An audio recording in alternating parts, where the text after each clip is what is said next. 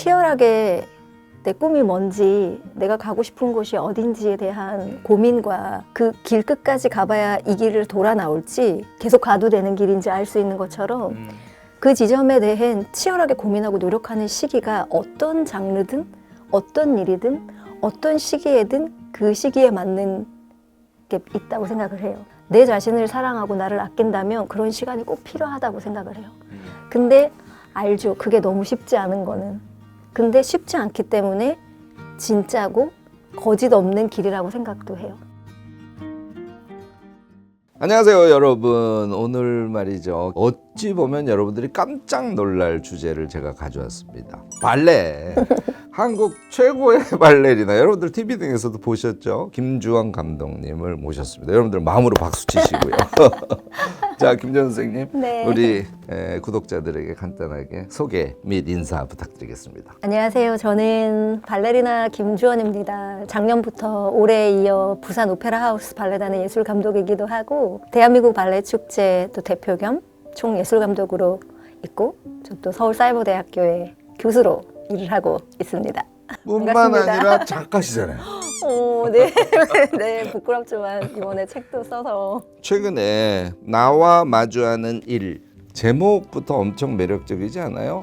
나와 마주하는 일이라는 제목의 책을 내셨어요. 그래서 작가 반열에 멋지게 또 등극을 하셔서 네, 읽어보셨어요, 교수님? 이 책의 모양을 보세요. 제가 얼마나 열심히 읽었나. 아, 감사합니다. 제가 읽어보니까 일단 감동 그 자체고요. 또 소개해 보면 우리 김주원 발레리나의 여러 장면들이 사진으로 이렇게 들어가 있어요. 근데 이 사진이 제 눈에는 일단 장난이 아니었어요. 일단 사진이 다 정말 훌륭한 작가들의 사진인 것으로 제 눈에는 보였는데 맞습니까? 네, 맞습니다. 역시 감별력.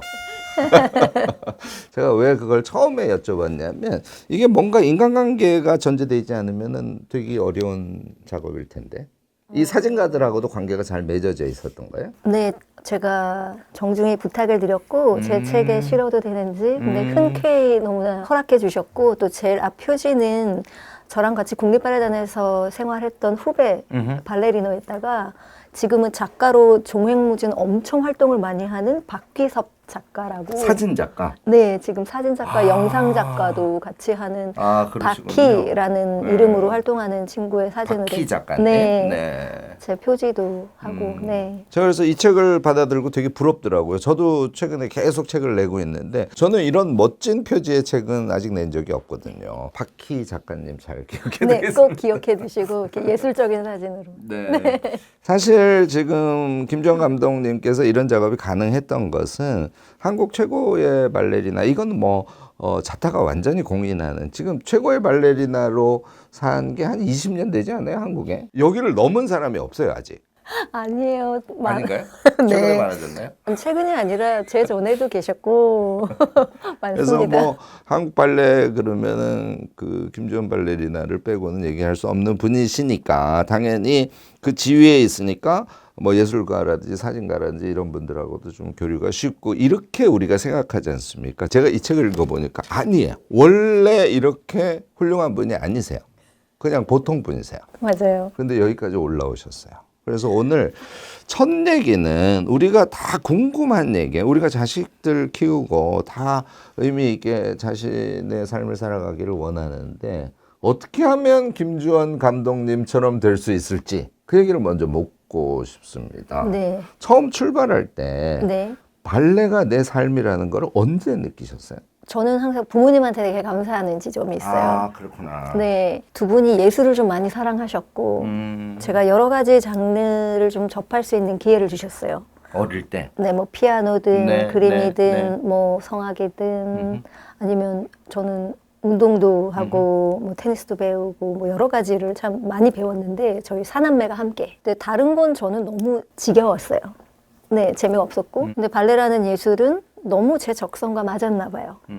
그래서 그렇게 만나게 돼서 지겹지 않고 재밌으니까 계속 하다 보니 여기까지 왔어요. 이 책 앞부분에 보면요, 이렇게 묘사가 되어 있습니다. 여자아이인데 굉장히 활동적이고 굉장히 운동 좋아하고 네. 그러다가 우연히 발레를 만나서 네. 그러니까 몸이 자유로운 자기 그 자유로운 자기에 딱 맞는 뭔가의 자기의 꿈에 해당하는 어떤 세계를 네. 우연히 만나신 네, 거잖아요. 네. 사실 우리가 우리 아이들을 키울 때 그런 세계를 열어주기가 사실 쉽지가 않거든요. 다 공부해라 그러지. 운동해라, 발레해라 이거 쉽지 않거든요. 그렇네요. 네, 그렇겠네요. 심지어는 그러다가 언제죠? 굉장히 어린 나이에 러시아로 넘어가셨죠? 중학교 2학년 말에 김정 감독님이 중학교 2학년 말이면은 시대가 대체로 91년 2년 91년 2년이니까 이제 사회주의 체계 막 무너지는 맞아요. 그 시기 격동의 시기에 자식을 볼쇼이 러시아로 유학을 보내는 정말 대단한 부모님 밑에서 성장을 하셨네요. 그래도 쉽지는 않았죠, 처음에 선택할 때. 처음이자 마지막으로 한국에 오디션을 오셨던 러시아 선생님께서 저한테 너는 러시아 가자. 라고 그쪽에서 얘기를 네, 해주셨구나. 좋은 발레리나가 될 수 있을 것 같다. 네. 한국엔 발레 학교가 없으니 네. 너 같이 안 갈래? 네. 라고 하셨고 저는 그 말을 듣곤 그냥 그때부터는 나는 갈 거야가 머리에 있었고 부모님한테 제가 한 반년 넘게 졸르고 그럼 일단 가서 보고 괜찮으면 있고 아니면 우린 올게 라고 하시고 가서 그 학교의 시스템을 딱 보시더니 전 더 남아야겠다고 생각을 했고 부모님들은 두고 가야겠다고 생각하셨대요. 학교의 프로그램이랑 수업이랑 한 200년 넘게 쌓인 역사에서 나오는 그 에너지가 있잖아요. 뭐 저같이 무식한 사람도 볼쇼이는 아니까. 네, 볼쇼이 발레 학교니까. 예, 그래서 그렇게 가게 됐죠. 사실 근데 거기에서 눈에 띄는 그 발레 동작을 하려면 어린 시절부터 뭔가 각고의 노력이 있었을 거거든요. 다른 아이들이 발레를 공부하는 것보다 김주원 감독님이 특별하다고 생각하는 게 어떤 점이 있었을까요? 특별하다기보단 저는 노력할 수 있는 재능이 있는 것 같아요. 될 때까지. 보통은 좀 미련하다 그러는데. 네.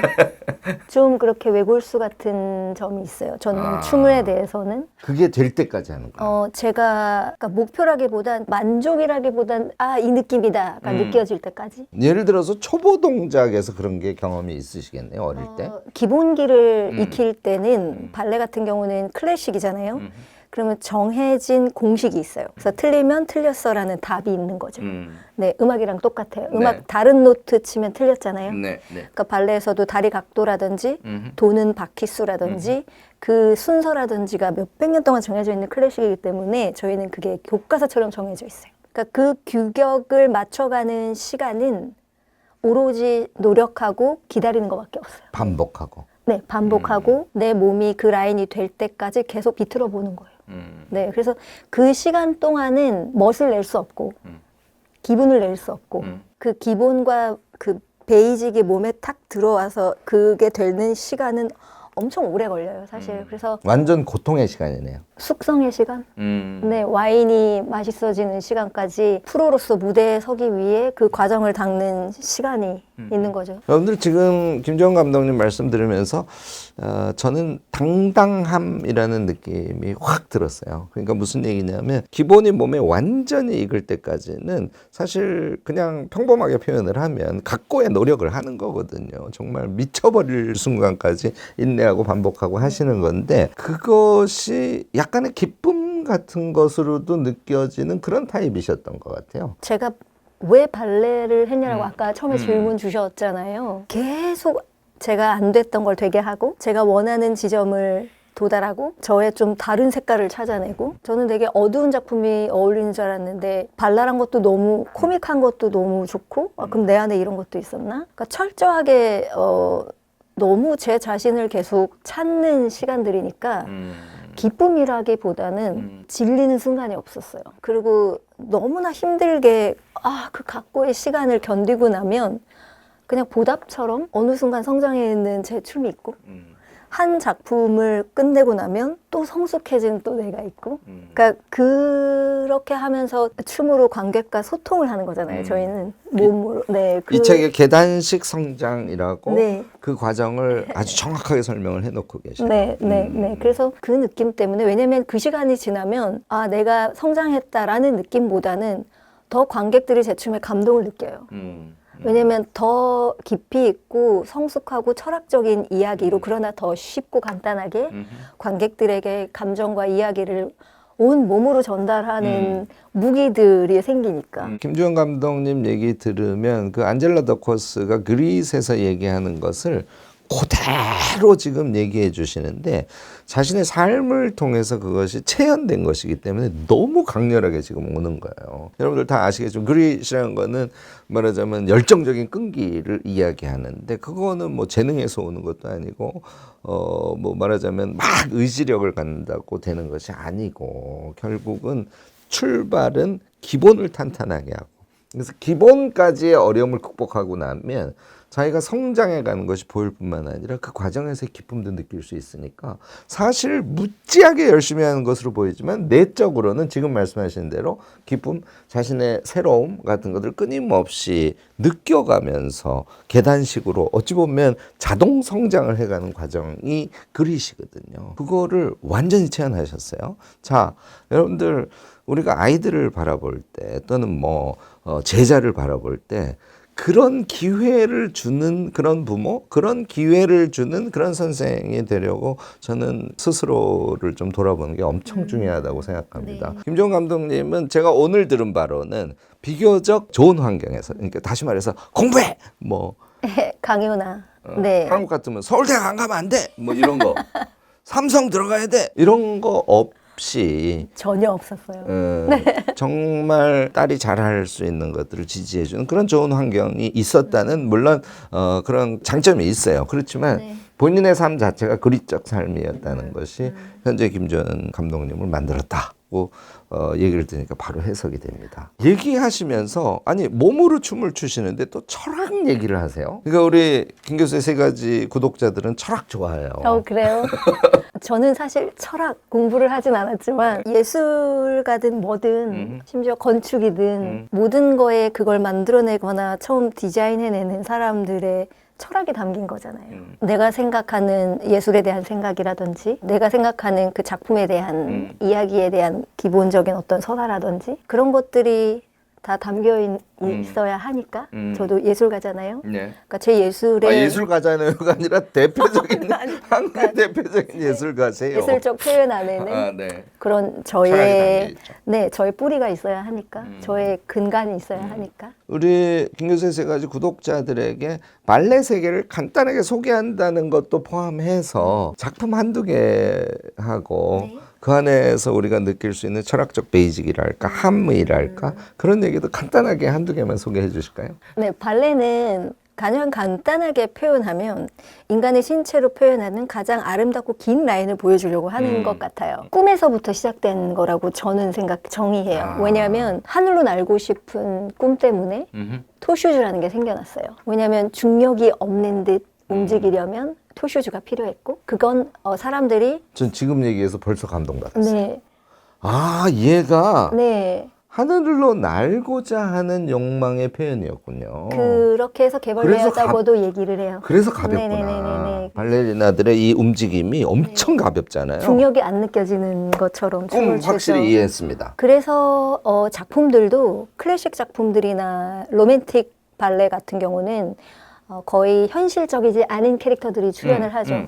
뭐 요정이라든지 네. 백조라든지 아니면 영혼이라든지 그렇게 공주들 이렇게 출연하는 것도 저는 일상에서의 힘듦과 해결되지 않은 여러 가지들을 그 클래식 작품 안에서 조금 많이 위로를 받기 위해 작품들이 그런 구성이지 않았나라는 생각이에요. 그래서 네. 그런 자부심으로 춤추는 것도 있는 것 같아요. 사람들이 많이 지쳐 있거나 위로받고 싶을 때 내 춤을 보고 또 이 발레라는 예술을 보고 잠시 좀 쉬어갈 수 있고 위로받을 수 있고 크게는 어떤 사람은 삶이 바뀔 수도 있고 뭐 그런 어떤 예술이라는 것은 그래도 인생은 살만한 가치가 있다 라고 얘기를 해준다라고 저는 생각을 하죠. 지금 여기까지의 말씀만 듣고도 저는 발레에 두 걸음 지금 앞에 갔어요. 와. 확 이해가 돼요. 벌써 느낌이. 자, 스토리 라인 같은 것도 있지 않을까요? 있어요. 네. 그러면 차이콥스키 3대 발레라고 하는 작품들 3개 정도를 그래도 클래식 발레에 대해서 조금 알고 계시면 좋은 게 차이콥스키 너무 잘 아시잖아요. 퓨트르 일리치 차이콥스키라고 러시아 작곡가고 발레는 차이콥스키랑 좀 떼어놓고 생각할 수는 없어요. 발레는 어디서 시작했을까요? 어느 나라에서? 러시아네요? 라고 생각하시는데요. 보통 이탈리아에서 시작했어요. 헐. 이탈리아 메디치 가문 너무 잘 아시죠? 네네네네. 그 예술을 후원하고 모든 방면에 힘이 있었던 그 메디치 가문의 예카테리나라는 공주가 프랑스로 시집을 오면서 그 향수병을 달래줄 자기의 문화를 가지고 온 게 발레였어요. 그 이후에 프랑스로 가게 됐죠. 발레가. 그래서 발레가 프랑스로 가게 되면서 루이 14세 아시죠? 태양왕. 그 태양왕 전제 군주를 표현하기 위해 태양왕이 붙는데요. 그 태양왕이라는 게 발레 작품 속의 캐릭터였어요. 그러니까 전 세계의 최초의 발레 스타는 루이 14세예요. 발레를 너무 사랑해서 발레 직접 춤을 춘 스타 발레리노예요. 그래서 본인의 전제적인 거를 조금 더 강조하기 위해서 태양의 역할을 자기가 했고 주변에 춤추는 사람들은 다른 행성들을 추게 하고 그래서 태양왕 루이 14세가 된 거예요. 발레 작품 제목으로. 그러니까 루이 14세가 발레를 쳤군요. 네, 저는 처음 직접. 듣는 얘기예요. 그래서 전 세계에서 처음으로 그렇구나. 발레 학교가 만들어지게 됐죠. 네. 그러다가 이제 여러 가지 혁명과 여러 가지 사건을 통해서 이제 러시아로 넘어가게 됐어요.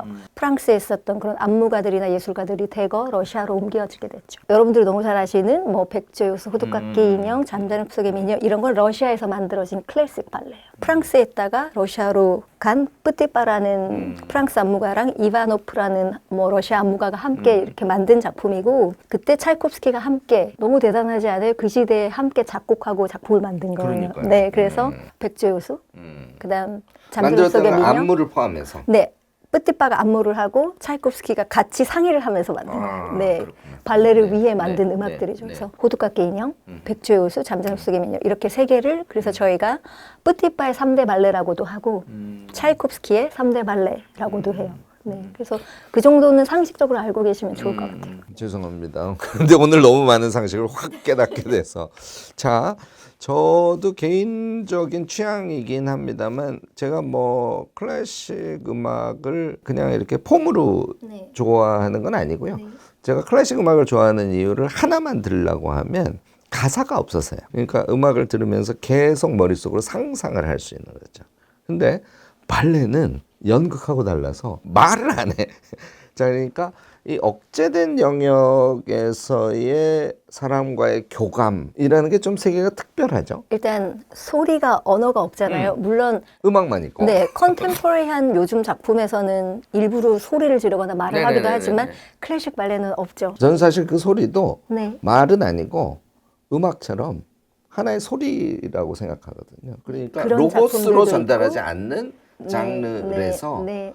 거기에 엄청난 그 아름다움이랄까 네. 그 감정 전달의 폭발적 힘이랄까 저는 그런 게 좀 있다고 생각해서 네. 그런 얘기를 조금 소개해 주셨으면 하는 거예요. 네. 발레는 바디 랭귀지잖아요. 네. 저희가 네. 언어가 없는 건 아니고 네. 규칙들 안에 로직이 다 있는 거죠. 네. 그래서 네. 이야기를 몸으로 하는 거지만 소리가 나지 않을 뿐인 거죠. 네.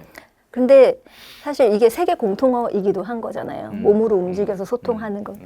그래서 거기에서 오는 어떻게 보면 발레가 어렵다고 보시는 분들이 있지만 그렇기 때문에 어떻게 보면 훨씬 이해하기 쉬운 지점이 있어요. 그런데 언어가 없어서 저희가 감정을 들내는 건 아니고요. 뭐 슬픔은 가만히 앉아서 그냥 슬프다라고 해도 되잖아요.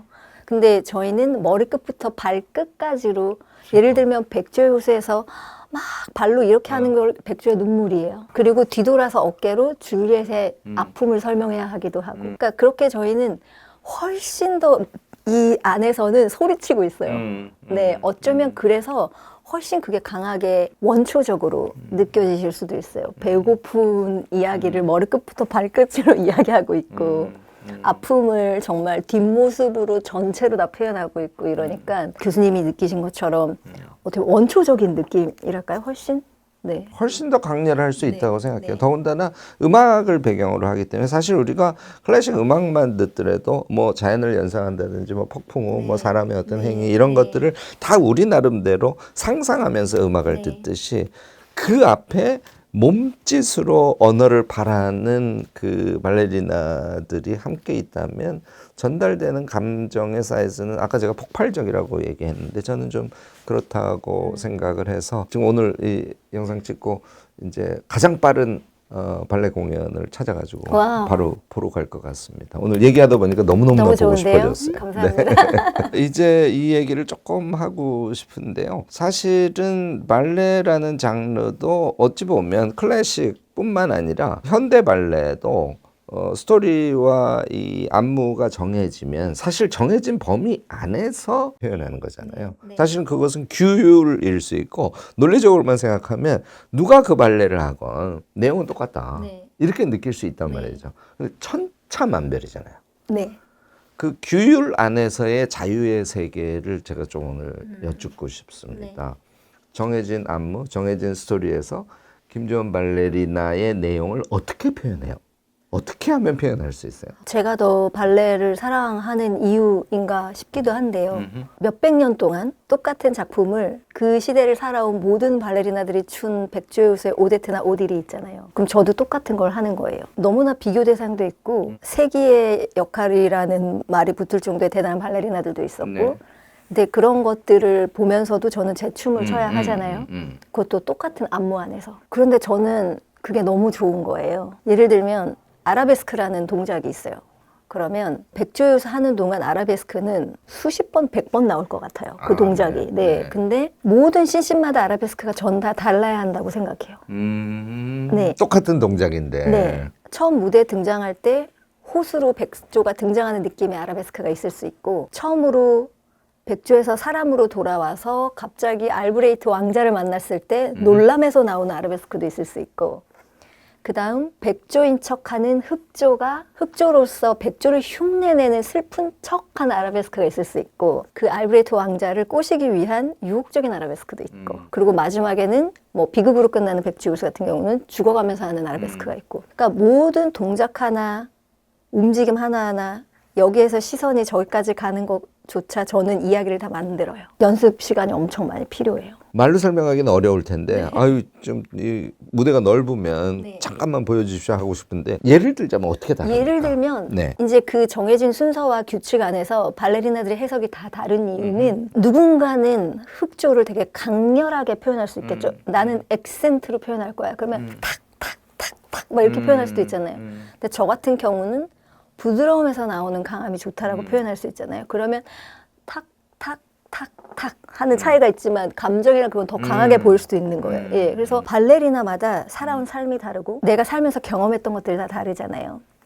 그럼 결국에 춤 안에 김주원이 들어가다 보니까 그 순간순간의 감정이나 표현과 호흡과 타이밍이 제 식대로 되어지는 거죠. 그래서 그건 누구나 다른 것 같아요. 우리가 전혀 다른 차원의 얘기인데 제가 자주 하는 얘기 중에 계획 안에 자유 있습니다. 이런 얘기를 하는 거하고 똑같이 또 사실 학문 세계도 어떤 이론 틀 안에 그 안에 자기의 독특한 해석과 주장이 존재하는 거하고 똑같이 사실은 발레라는 장르에서도 구조의 측면에서는 아주 비슷한 측면이 있고 그런데 이제 그게 아주 절제된 표현이기 때문에 엄청난 연습과 네. 더구나 언어를 사용하지 않기 때문에 그래서 표현의 어떤 예술적 측면 이런 것들이 가미돼서 우리에게 소통되는 그런 세계임을 아주 절절하게 잘 표현을 해주셨습니다. 제가 성장과 관련된 얘기 한 가지 좀 더 확인차 또 우리 자녀 교육 또 나 자신의 성장에 관심이 많은 우리 김 교수의 세 가지 구독자들께 이 이야기도 들려드리고 싶은데요. 오늘 뵀더니 팔이 기세요. 근데 이 책에는 팔이 짧다는 거야. 그러니까 무슨 얘기냐면 러시아 발레리나들의 신체 조건에 비해서 다리도 그들은 엄청 길고 팔도 엄청 기니까 얘를 쭉쭉 뭐 잘은 모르지만 이렇게 길게 표현하실 때 되게 불리한 상황이셨을 거예요. 네. 그걸 어떻게 극복하셨습니까? 그래서 저를 잘 알아야 해요. 내가 가진 몸의 구조를 제가 잘 알고 있어야 되는 것 같아요. 내가 가진 게 무엇인지. 출발은 자기를 알아야 되는 거네요. 모든 게요. 네. 그래서 전 발레가 좋아요. 제가 책 제목도 나와 마주하는 일이라고 했던 것도 책이 나와 마주하는 일이에요. 저는 이게 이제 의미가 확 들어오시죠. 네, 이게 이코르 저는 발레라고 생각하거든요. 그걸 이렇게 풀어 쓴 제목인데요. 발레를 시작해서 지금까지 매일 거울을 보고 저를 체크하잖아요. 그러니까 매일 나를 마주해야 돼요. 그러면 내가 가진 게 뭔지를 매일 볼 수밖에 없잖아요. 네. 그리고 그렇게 내 자신을 하나하나 알아가고 익혀가면서 내가 가진 게 뭔지, 내가 갖지 못한 게 뭔지, 그럼 나는 어디를 더 어떻게 해야 되는지, 아니면 난 내 장점을 어떻게 더 표현할 건지를 계속 고민하는 과정이에요. 근데 그 안에 이제 드라마적인 것도 들어가고, 그러면 내가 슬픔을 나는 10대 후반엔 이렇게 표현했는데 20대 후반이 되니 이렇게 느껴지는구나. 그럼 이렇게 느껴질 때 내 다리 라인은 이렇게 표현이 되어지는데 이런 감정에 이게 더해지니 이렇게 보일 수도 있네. 그러니까 매일매일 나를 마주하면서 내 자신을 너무 잘 알게 돼요. 그래서 머리끝부터 발끝까지 저랑 똑같은 구조를 가진 사람은 전 세계에 아무도 없잖아요. 팔다리가 저보다 훨씬 길고 키가 훨씬 크더라도 그 친구들은 제가 만들어내는 라인은 갖고 있지 않아요. 비록 그들보다 길진 않더라도 무대에서 길어 보이게 움직일 수는 있어요. 그리고 그 길어 보이는 라인 안에는 원래 그 길이가 아닌데 길어 보이려고 하기 위한 노력과 저의 고민과 저의 노하우들이 엄청 들어가니까 저는 그게 훨씬 정성스럽고 저에게는 그런 자부심이 생기는 거죠. 철학적 개념에서 보면 지금 같은 생각 방식에 의해서 소위 인간의 존엄이라는 개념이 나오는 거거든요. 보통 이제 개성 이렇게 표현을 하는데 우리가 갖고 있는 여러 가지 조건들 그 안에서 내가 최선을 다해서 나를 자유케 한 상태 그것에 의해서 표현되는 것이 가장 아름다울 수 있다는 이 보편적인 이야기가 사실 김주원 발레리나를 통해서 그대로 아마 표현된 것이라서 그래서 팔도 길고 다리도 길고 키도 더 큰 러시아 발레리나들보다 훨씬 더 멋진 표현이 그러니까 김주원 발레리나적인 표현이 가능했다. 큰 틀에서는 그렇게 해석이 가능할 것 같아요. 네, 그랬던 것 같아요. 네. 너무 멋진 세계를 확 열어주셔서 사실 우리도 그렇거든요. 말하자면 성취의 경험 같은 게 좀 적을 뿐이죠. 그렇지만 이렇게 성취를 하신 분들을 우리가 바라보면서 존엄한 나의 강점을 토대로 해서 나의 자유를 확장시키고 그것에 의해서 우리 김주원 발레리나가 표현하는 것과 같은 그런 멋진 세계를 우리 인생에서 펼쳐갈 수 있다는 그런 용기랄까 기쁨이랄까 그런 거 오늘 영상 보시면서 꼭 느끼시기 바랍니다. 이 책이요. 그런 그 용기를 주기 위해서 지금 쓰신 책이라고 합니다. 정말 좀 절절해요. 자기 얘기를 쓴 거니까 그리고 발레를 모르는 제가 읽어도 어떤 행위를 어떻게 압축적으로 해서 어떤 결실을 냈구나 하는 거를 아주 생생하게 느낄 수 있도록 이 책에 아주 잘 적혀 있습니다. 지금 얘기는 재능론하고도 관련이 돼요. 보통은 재능이 있어야 그 세계에 도달할 수 있다고 하죠. 기본적인 그 영역에서의 재능은 필요하죠. 네. 하지만 재능보다 더 중요한 것은 사실 기본기까지의 노력? 그래서 기본기가 갖추어졌느냐 갖추어지지 않느냐 이게 훨씬 더 중요하지 않아요? 어떻게 생각하세요? 그러니까 이런 것 같아요. 그게 참 그 선이라는 게 모호하게 받아들여질 수도 있는데요. 예를 들면 클래식적인 라인을 표현할 수 없으면 사실 클래식을 소화해내는 발레단에는 입단하기가 쉽지는 않아요. 뭐 키라든지 왜냐하면 군무를 세웠을 때는 똑같아야 하니까 그 발레단에서 요구하는 군무의 어떤 키나 체격 요건이 있죠. 근데 그걸 능가할 정도의 아주 뛰어난 어떤 재능을 가진 다른 춤을 추는 사람이 있으면 조금 그 체격이 안 돼도 스타처럼 또 뽑히기도 하죠. 근데 그런 케이스는 아주 적죠. 왜냐하면 보통 발레단 같은 경우는 체격도 훌륭하며 잘 추는 친구들도 많기 때문에. 그래서 발레라는 거는 그래도 클래식 발레를 추려면 어느 정도 조금 타고나는 체격적인 요건은 조금은 필요한 것 같아요. 네, 근데 아주 훌륭하게 타고났지만 열심히 하지 않으면 그냥 그 이상이 되지 못하는 친구들도 많이 봤어요. 그런데 요즘은 꼭 클래식 발레만 추는 건 아니다 보니 개성이 있는 무용수들이 출 수 있는 곳들도 많아지긴 했죠. 기본 요건을 갖추면 그 다음에는 상당한 노력이 당연히 전제가 돼서 그 다음 수준으로 가는 거고 그 다음에 이제 거기서 자유로워지려면 정말 아까 얘기한 대로 그 자체로서 행위 자체가 기쁨도 주고 그래서 끝까지 될 때까지 해서 되고 난 다음에 그 다음 단계가 보이고 이제 이 상태로 가야겠죠. 그래서 저는 발레는 영재가 없는 것 같다는 생각도 해요. 왜냐하면 전막 발레를 끌어가는 에너지를 보거나 그 드라마적인 어떤 예술적인 표현을 할 단계에서 평가할 수 있는 거지 테크닉으로만 표현할 수 없는 지점의 예술이라고 저는 생각을 들어서 그리고 어렸을 때와 컸을 때가 달라지는 사람들도 있고 그렇기 때문에 저는 콩쿨도 별로 좋아하지 않고 좀 영재라는 말은 좀 안 맞지 않나? 저는 발레라는 예술은 그렇게 생각을 좀 합니다. 최근에는 한국도 발레 교육을 그 아이들한테 많이 시키는 편이죠. 예전에 비해서는. 훨씬 전문적으로 잘 배울 수 있는 것들이 많아졌죠, 한국에. 네. 발레를 하면 뭐가 좋습니까? 예를 들어 한국 최고의 발레리나에게 이런 질문을 해도 되는 건지는 그럼요. 모르지만 전공자가 안 된다면 그냥 저는 꼭 배워야 하는 필수 운동이라고 생각해요. 전 국민이 해야 하는. 왜냐하면 발레는 되게 과학적인 곳에서부터 출발을 해요. 이게 밸런스 운동이라고 생각하면 돼요. 그래서 앞에서 하면 뒤에서 해야 되고 오른쪽을 하면 왼쪽도 해야 돼요.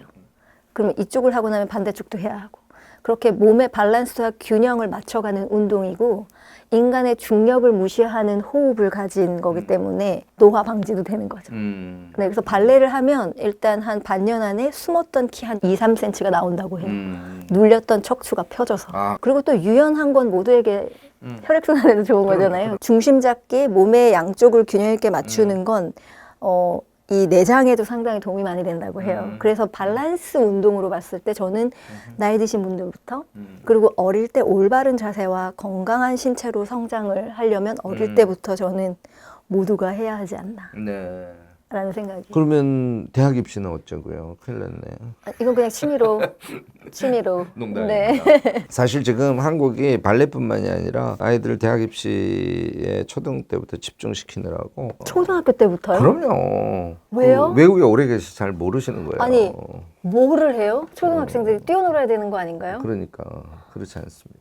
그래서 좀 전체적으로 많이 위축돼 있는데 발레 되게 멋있고 하니까. 그리고 이제 저는 제가 발레를 잘 모름에도 불구하고 그 동작을 보면 아까 제가 설명했던 그릿의 실체예요. 발레도 기본이 있을 거거든요. 그러니까 그 기본으로 가는 치열한 최소의 노력 거기까지 해서 오는 경지를 아이들 때 경험을 해야 그래야 나중에 공부도 잘하게 되고 그래야 나중에 자기가 전문을 하는 것도 실제로 개척해 갈 수 있는 거거든요. 그래서 사실은 발레를 포함한 그 예체능의 그 훈련을 어릴 때부터 엄청 적극적으로 시키는 게 중요하다는 얘기를 조금 드리고 싶습니다. 이 뒷부분에 말이죠. 파도 얘기가 되게 저는 또 인상적이었어요. 왜 갑자기 파도를 좋아하세요? 부산이 고향이에요. 그리고 저는 해운대에서 태어나서 살았거든요.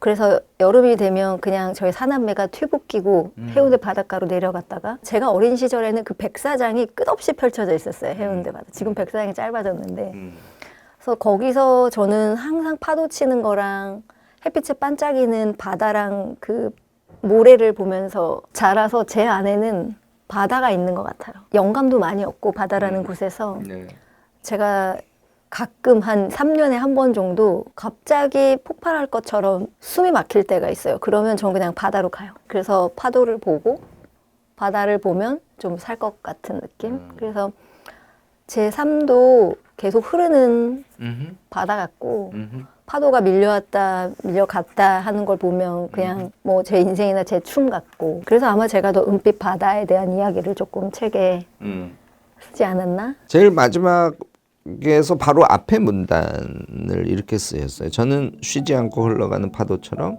멈추거나 고여있지 않는 예술가로 기억되고 싶습니다. 그리고 세상을 향해 좋은 사람, 아이들에게 좋은 어른이 되고 싶습니다. 이게 이제 에필로그 마지막에 쓰신 마음인데요. 이 책을 쓰신 마음을 그대로 지금 마지막 그 에필로그에서 표현을 해주신 것 같아요.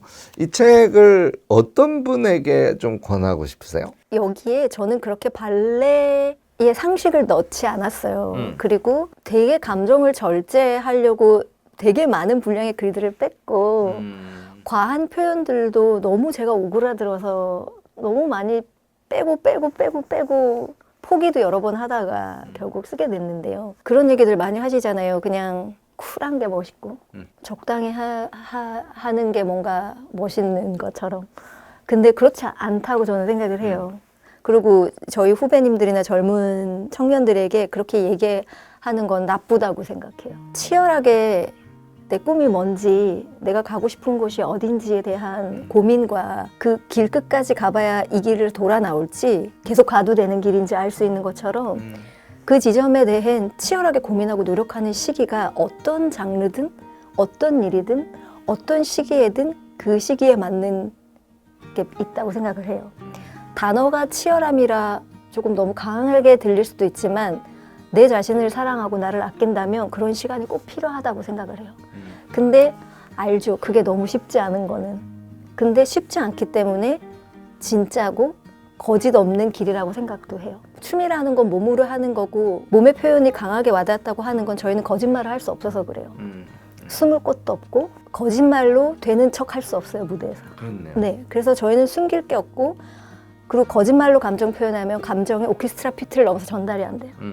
감정도 몸의 움직임도 거짓 없이 솔직하게 진짜로 해야 하는 것이다 보니 저는 춤을 추면서 그렇게 자연스럽게 느꼈던 것들인 것 같아요. 그래서 이게 그렇게 치열하게 자신을 마주하는 사람들에게 조금 위로가 되고 외롭지 않고 이렇게 살아온 저도 있어요. 힘내세요라는 그런 어떤 책을 좀 쓰고 싶었던 것 같아요. 딱 그런 책입니다. 쓰고 싶었더니 그런 책이 나왔네요. 여러분들 꼭 한번 사서 나와 마주하는 일.